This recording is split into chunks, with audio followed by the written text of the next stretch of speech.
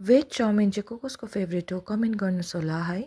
So hi everyone, this is Smriti Chhetri. Welcome back to my mini vlog है।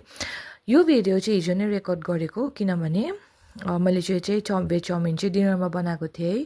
तर network नभएर चाहिँ है, नेट ढिलो चलेर चाहिँ मैले चाहिँ आज बिहान अपलोड गर्दैछु है।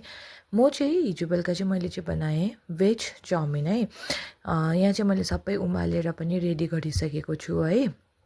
यहाँ हेरिहाल्नुहोस्, मैले अलग्गै राखि पनि सकेँ। अनि यहाँ चाहिँ मैले भेजिटेबल्सहरू काटेको थिएँ। अनि भेजिटेबल्समा चाहिँ गाजर है, बन्दाकोपी, त्यसपछि क्याप्सिकम, प्याज, टमाटर, हरियो खोर्सानीहरू थियो है। यहाँ चाहिँ मैले बनाउनु पनि स्टार्ट गरिसकेँ। पहिला चाहिँ मजाले प्याजलाई हालेँ है। प्याज मजाले अलिअलि उयो भइसकेपछि चाहिँ मैले चाहिँ खोर्सानी हालेँ है। अनि चाउमिनमा चाहिँ ज्यादा भेजिटेबल्सहरू पाकेको मिठो हुँदैन है। सो त्यही भएर चाहिँ मैले चाहिँ अलिकति काँचो काँचो राखेको छु है।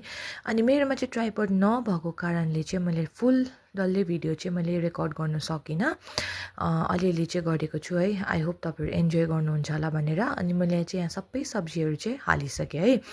अनि अब चाहिँ म तपाईँलाई चाहिँ सिधै मैले चाउमिन बनाएर रेडी गरेको चाहिँ देखाउँछु है। यहाँ चाहिँ मेरो फाइनल चाउमिनको लुक चाहिँ यस्तो भएको छ है।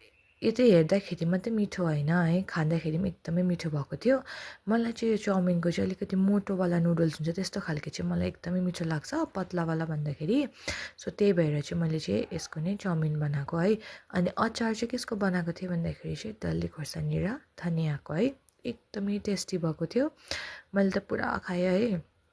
अनि अब ब्रेकफास्टमा पनि यो चाउमिनै गर्न आँटेको छु है।